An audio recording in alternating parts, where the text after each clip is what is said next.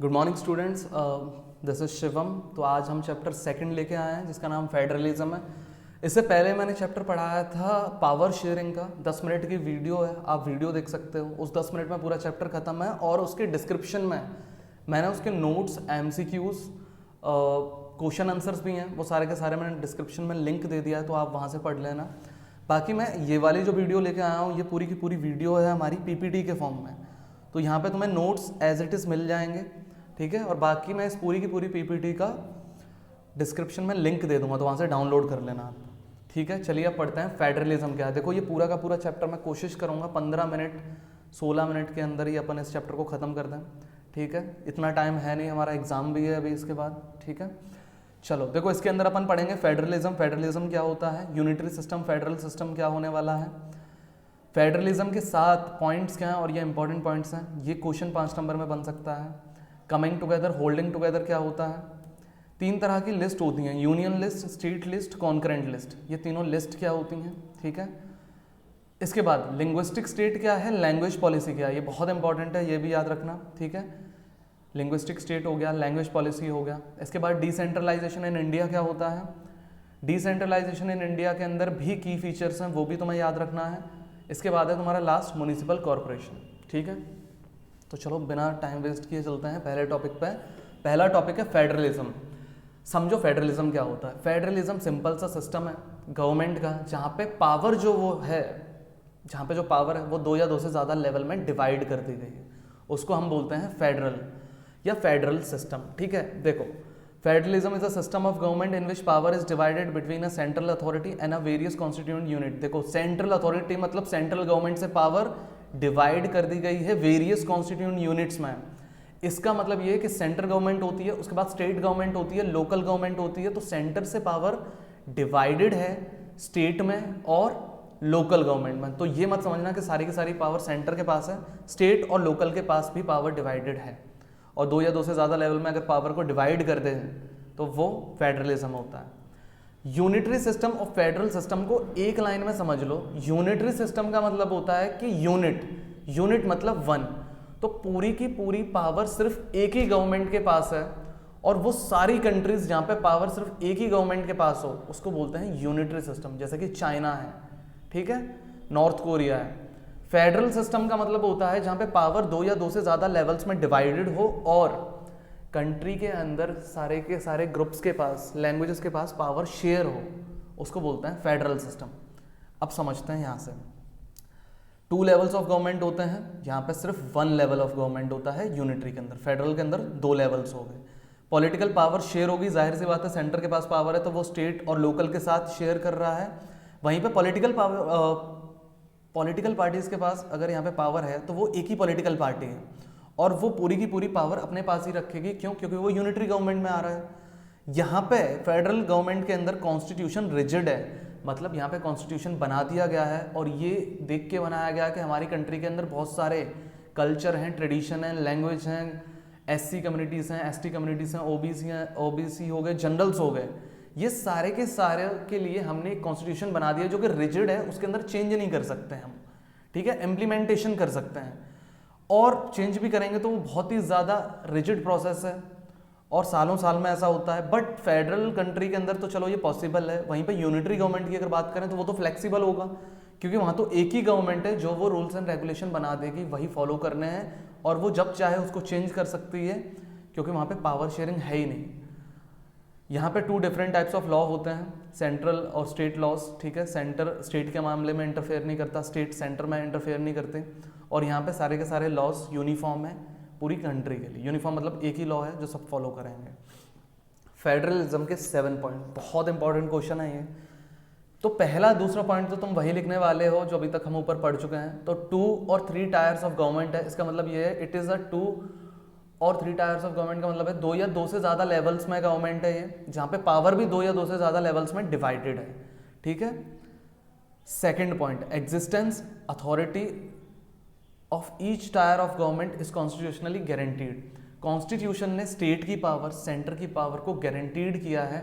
वो दोनों एक दूसरे के मैटर में इंटरफेयर नहीं कर सकते, बट दोनों के पास पावर है, दोनों के पास अथॉरिटी है डिसीजंस लेने की, ठीक है। अगला, each tyre has own judiciary. Her tyre के पास हर लेवल में, हर लेवल ऑफ गवर्नमेंट के पास अपना एक जुडिशरी सिस्टम है, ठीक है। और ये जुडिशरी जो सिस्टम है, अगर अपन बात करें लास्ट पॉइंट की, इंडिपेंडेंट जुडिशरी की, तो इंडिपेंडेंस जुडिशरी का मतलब भी यही होता है कि it is a separate body. Judiciary किसी के ऊपर भी डिपेंडेंट नहीं होती, किसी के अंडर में काम नहीं करती है। ये सेपरेट फॉर्म ऑफ गवर्नमेंट है जहाँ पे जितने भी फैसले लिए जाएंगे वो इंडिपेंडेंट होंगे, और जैसे कि डिस्ट्रिक्ट कोर्ट हो गया, हाई कोर्ट हो गया और सुप्रीम कोर्ट हो गया, ठीक है।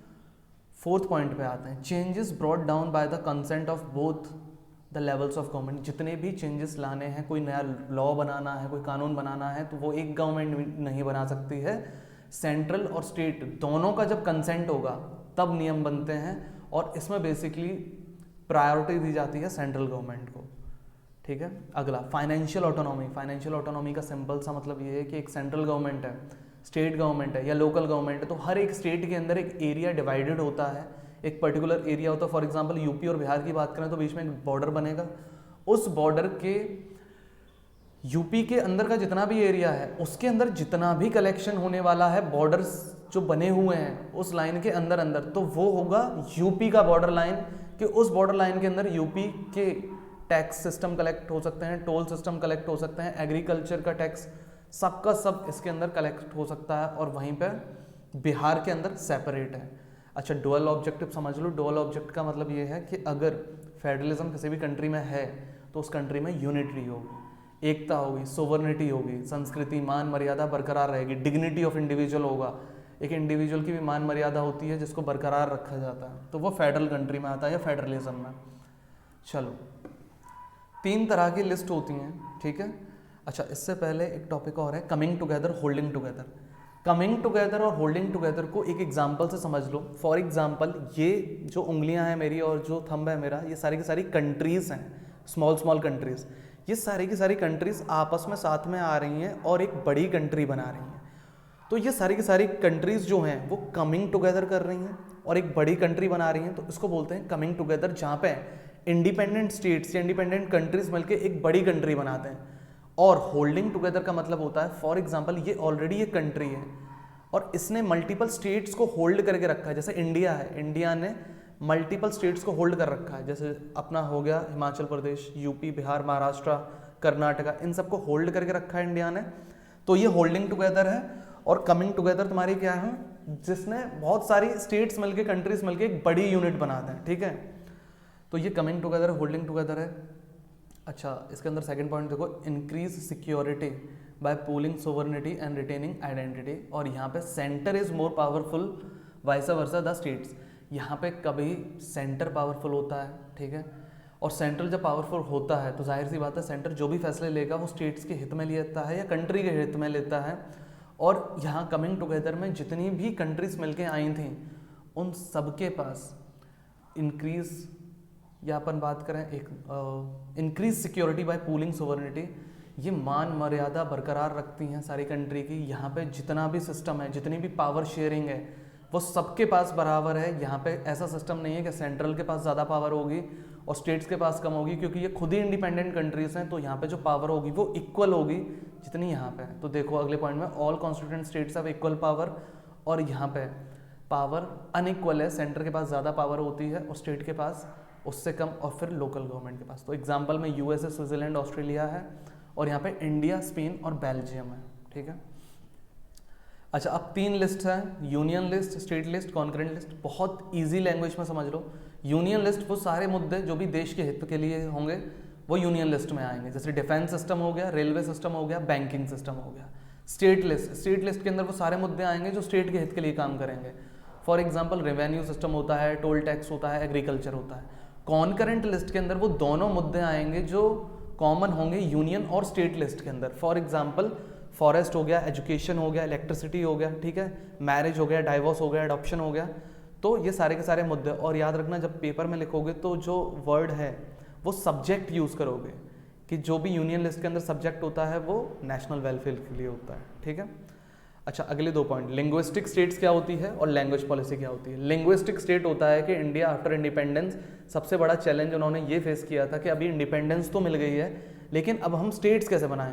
तो 1947 से लेके 2017 तक अभी तक स्टेट्स बनती आई हैं, पुरानी स्टेट्स वैनिश हो गई हैं, नई स्टेट्स बनती जा रही हैं। एरिया बाउंड्रीज और name of states have been changed, आज तक चेंज हो रहे हैं, एरियाज चेंज हो रहा है, बाउंड्रीज चेंज हो रहे हैं, ठीक है। और ये सारा का सारा हो रहा है क्यों? जहाँ पे सेम लैंग्वेज बोली जाती है उनके लिए स्टेट्स अलग बना दी गई हैं, और ये पूरे के पूरे प्रोसेस को बोला जाता है लिंग्विस्टिक स्टेट्स। कि स्टेट्स कैसे बन रही हैं, एरिया बाउंड्रीज में चेंजेस हो रहे हैं, ये सारे के सारे पॉइंट्स कवर करेगा लिंग्विस्टिक स्टेट। और वहीं है तुम्हारा अगला लैंग्वेज पॉलिसी। तो लैंग्वेज पॉलिसी में तुम एग्जैक्टली मेंशन करोगे कि हमारे पास 21 रीजनल लैंग्वेज है, इसके अलावा हमारे पास शेड्यूल लैंग्वेजेस भी हैं, हिंदी जो कि हमारी एक ऑफिशियल लैंग्वेज है। और याद रखना हिंदी ऑफिशियल लैंग्वेज है, नेशनल लैंग्वेज नहीं है। ऑफिशियल लैंग्वेज का मतलब होता है कि सेंटर के अंदर जितना भी काम होगा वो सारा हिंदी लैंग्वेज में होगा, और स्टेट्स के अंदर जितना भी काम होगा वो तुम स्टेट लैंग्वेज में काम कर सकते हो, ठीक है। तो ये है हमारी लैंग्वेज पॉलिसी, ठीक है। Decentralisation in India. Decentralisation in India का सिंपल सा मतलब होता है कि पावर को सेंट्रल और स्टेट से लेके लोकल गवर्नमेंट को दे दी जाए, और जितने भी फैसले लोकल गवर्नमेंट पर सेट हो सकते हैं, सेटल हो सकते हैं, उन्हें वहीं सेटल कर दें। क्योंकि होता यह था कि लोकल बॉडी बनने से पहले जितने भी फैसले हुआ करते थे वो स्टेट गवर्नमेंट या सेंट्रल गवर्नमेंट सॉल्व करती थी।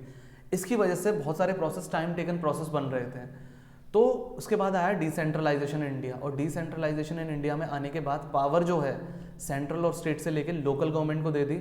और इसका बेसिक आइडिया ये था कि डिसेंट्रलाइजेशन के अंदर जितनी भी प्रॉब्लम्स हैं वो लोकल लेवल पे ही सॉल्व कर दी जाएं, और इसमें बहुत सारे लोकल पीपल ने पार्टिसिपेट भी किया, ठीक है। अच्छा, लोकल गवर्नमेंट की बात करें तो 3-4 पॉइंट्स हैं जो तुम्हें अच्छे से याद होने चाहिए कि पंचायती राज क्या होता है। पंचायती राज होता है जो रूरल लोकल गवर्नमेंट होती है, विलेजेस के अंदर जो गवर्नमेंट होती है उसको पंचायत कहते हैं, पंचायती राज कहते हैं, ठीक है। 5 लोग होते हैं, 5 पंच होते हैं, जिसमें से जो हेड होता है वो सरपंच होता है। इसके बाद ग्राम सभा है। ग्राम सभा जो होती है पंचायत उसके अंडर में काम करती है, और ग्राम सभा के मेंबर्स कौन होंगे? ग्राम सभा के मेंबर्स होते हैं यूनिवर्सल एडल्ट फ्रेंचाइजी। इसका मतलब होता है कि जो भी 18+ लोग हैं वो सारे के सारे आएंगे ग्राम सभा के अंदर, और ग्राम सभा के अंडर में काम करती है पंचायत, ठीक है। और बहुत सारी पंचायत मिलकर बनाती हैं पंचायत समिति, ब्लॉक या मंडल। और लास्ट है तुम्हारा पंचायत समिति जब मिल जाए, मंडल जब मिल जाए, तो ये सारे के सारे डिस्ट्रिक्ट में टुगेदर होते हैं और जिला परिषद में बैठते हैं, और यहाँ पे बहुत सारे फैसले लिए जाते हैं कि कौन से बिल पास होने हैं, इनके लिए कौन सा फंडिंग देना है, कंस्ट्रक्शन का काम कितना है, तो सारा का सारा यहीं पे चेक होता है। अच्छा, की फीचर है डिसेंट्रलाइजेशन के, ये याद रखना कि जितने भी लोकल बॉडीज़ के अंदर, लोकल गवर्नमेंट के अंदर इलेक्शंस होते हैं वो मैंडेटरी होते हैं। जैसे 5 साल में इलेक्शंस होते हैं, यहाँ पर भी 5 साल में इलेक्शंस होते हैं। सीट्स यहाँ पे रिजर्व्ड हैं एससीज़ के लिए भी, एसटीज़ के लिए भी, ओबीसीज़ के लिए भी। फिर बात करें विमेंस की, तो विमेंस के लिए भी 1/3 सीट्स बुक कर रखी हैं। स्टेट इलेक्शन कमीशन, जैसे election commission of India elections कराता है, ठीक है, वैसे ही स्टेट इलेक्शन कमीशन जो इलेक्शंस कराता है वो पंचायत और म्युनिसिपल इलेक्शंस होता है, ठीक है। ये याद रखना, पंचायत और म्युनिसिपल इलेक्शंस जो करवाते हैं वो स्टेट इलेक्शन कमीशन करवाता है। और स्टेट गवर्नमेंट जो है वो अपनी कुछ पावर को शेयर करता है, रेवेन्यू को शेयर करता है लोकल गवर्नमेंट के साथ, ताकि वो लोग भी पावर को एंजॉय कर सकें और बहुत सारे कॉन्फ्लिक्ट्स को बिल्कुल ही छोटे लेवल पे सॉल्व कर सकें। इसके बाद है म्युनिसिपल कॉर्पोरेशन और म्युनिसिपैलिटी। तो देखो, म्युनिसिपल कॉर्पोरेशन जैसे नाम से तुम्हें बड़ा दिख रहा है, म्युनिसिपल कॉर्पोरेशन एक बड़ा वर्ड है, तो ये बड़ी सिटीज़ में ही होता है। ये याद रखना, म्युनिसिपल कॉर्पोरेशन बिगर सिटीज़ में होता है और म्युनिसिपैलिटी छोटी सिटीज़ में होता है। म्युनिसिपल कॉर्पोरेशन के हेड को बोलते हैं मेयर, और म्युनिसिपैलिटी के हेड को बोलते हैं चेयरपर्सन या प्रेसिडेंट, ठीक है। म्युनिसिपल कॉर्पोरेशन जाहिर सी बात है एक बड़ी सिटी है, तो बड़ी सिटी में रेवेन्यू कलेक्शन सिस्टम जो होगा वो भी बहुत सारे सोर्सेस में होगा। एक बड़ी सिटी है, बहुत बड़े लेवल पे काम हो रहे होंगे, इंडस्ट्रीज बहुत ज़्यादा होंगी, ठीक है, रोडवेज बहुत अच्छा होगा, रेलवेज भी अच्छा होगा, तो इनके पास टैक्सेशन कलेक्शन सिस्टम बहुत अच्छा है, टैक्स अच्छे से कलेक्ट कर सकते हैं और मल्टीपल सोर्स होंगे। वहीं पे अगर अपन बात करें म्युनिसिपैलिटी की, तो यहाँ पे इनके पास सोर्सेज कम होते हैं, ठीक है। Last point, it deals directly with state government. Municipal corporation directly बात करता है स्टेट गवर्नमेंट से। वहीं पर अगर बात करें अपन म्युनिसिपैलिटी की, तो ये बात करेगा पहले डिस्ट्रिक्ट एडमिनिस्ट्रेशन से, जिला परिषद से, और उसके बाद बात होती है इसकी डायरेक्टली स्टेट गवर्नमेंट से, ठीक है। तो म्युनिसिपल कॉर्पोरेशन जैसे कि एक बड़ा वर्ड है, तो बड़ी सिटीज़ में ऐसे याद कर लो इसको, ठीक है। तो ये पूरा का पूरा चैप्टर है, ठीक है। इस चैप्टर के अंदर तुम्हें जितने भी क्वेश्चंस बन सकते हैं वो घुमा फिरा के बोलेंगे कि इंडिया के अंदर फेडरलिज्म कैसे प्रैक्टिस हो रहा है तो तुम बता दो, पावर शेयरिंग है, ठीक है। फेडरलिज्म के की पॉइंट्स बता दो। फेडरलिज्म क्या होता है, सिंपल सी बात है, फेडरलिज्म के अंदर पावर 2 या 2 से ज़्यादा लेवल्स में डिवाइडेड है तो फेडरलिज्म है तुम्हारा। यूनिटरी सिस्टम क्या है, जब पावर एक ही हाथ में है, एक ही लेवल पे है और किसी से डिवाइडेड नहीं है तो यूनिटरी है। फेडरलिज्म के 7 पॉइंट्स एज इट इज लिखोगे, ठीक है। कमिंग टुगेदर, होल्डिंग टुगेदर क्या है, बहुत सारी कंट्रीज साथ में मिलकर एक बड़ी कंट्री बना रही हैं तो कमिंग टुगेदर है। वहीं पे बहुत सारी स्टेट्स को किसी कंट्री ने होल्ड करके रखा है तो वो होल्डिंग टुगेदर है। यूनियन लिस्ट सारे के सारे सब्जेक्ट्स, सारे के सारे मुद्दे रखेगी जो देश के हित के लिए काम करेगा, ठीक है। स्टेट लिस्ट के अंदर वो सारे मुद्दे आएंगे जो स्टेट के लिए काम करेंगे। कॉन्करेंट लिस्ट के अंदर वो सारे मुद्दे आएंगे जो स्टेट और यूनियन लिस्ट के अंदर दोनों के दोनों कॉमन होंगे, ठीक है। लिंग्विस्टिक स्टेट्स में तुम बताने वाले हो कि कैसे 1947 से लेके 2017 तक नई स्टेट्स और पुरानी स्टेट्स का क्रिएशन हुआ है या वैनिश्ड हुई हैं पुरानी स्टेट्स, ठीक है। और ये सब कुछ हुआ क्यों है, क्योंकि एरिया और बाउंड्रीज और स्टेट्स के नाम बहुत सारे चेंज होते गए हैं। एरियाज जो भी है वो भी चेंज होता गया है, बाउंड्रीज को भी शिफ्ट किया गया है, इसकी वजह से लिंग्विस्टिक स्टेट्स बनती गई हैं। लैंग्वेज पॉलिसी में तुम बताओगे एग्जैक्टली लैंग्वेजेस के बारे में कि 21 लैंग्वेज हैं, 21 लैंग्वेजेस के अंदर सारी की सारी रीजनल लैंग्वेजेस हैं। 21 लैंग्वेजेस के बेसिस में बहुत सारी स्टेट्स भी बना दी गई हैं, जैसे पंजाब पंजाबी बोली जाती है, राजस्थान में राजस्थान के अंदर राजस्थानी बोली जाती है, गुजराती गुजरात में बोली जाती है। और हिंदी बेसिकली पूरी की पूरी कंट्री में 40% लोग बोलते थे, तो 40% लोग क्योंकि हिंदी बोलते थे इसलिए हिंदी को ऑफिशियल लैंग्वेज बनाया है। याद रखना, ऑफिशियल लैंग्वेज बनाया है, नेशनल लैंग्वेज नहीं है, ठीक है, ठीक है, ठीक है। इसके बाद क्या, डिसेंट्रलाइजेशन, जहाँ पे पावर को डिवाइड कर दिया गया है, ठीक है। लोकल गवर्नमेंट को पावर बेसिकली दे दी गई है और सेंट्रल और स्टेट से ली है पावर को। की फीचर्स बताओगे तुम इसके अंदर के, पावर जो भी दे दी गई है और रेवेन्यू भी शेयर किया जाता है स्टेट के साथ, उससे लोकल गवर्नमेंट पावर को एंजॉय करती है, ठीक है। इसके अलावा 1/3 सीट बुक हैं वुमेन्स के लिए और सीट्स बुक हैं SC STs OBCs के लिए। इलेक्शंस रेगुलरली होंगे और स्टेट इलेक्शन कमीशन इलेक्शंस करवाएगा। लास्ट है म्यूनिसिपल कॉर्पोरेशन और म्यूनिसिपैलिटी, तो वो तुम्हें पता है कि जो हेड होने वाला है वो हेड होगा म्यूनिसिपल कॉर्पोरेशन का मेयर, और वहीं पे चेयरपर्सन और प्रेसिडेंट हेड होगा म्यूनिसिपैलिटी का, ठीक है। इन सब पॉइंट्स को देख लो, PDF देख लो। मैं हाल ही में एक MCQs पूरी के पूरे सिविक्स, इकोनॉमिक्स, हिस्ट्री और ज्योग्राफी के पोस्ट करूँगा इसी चैनल पर, ठीक है, ठीक है। बाकी मिलते हैं अगले वीडियो में।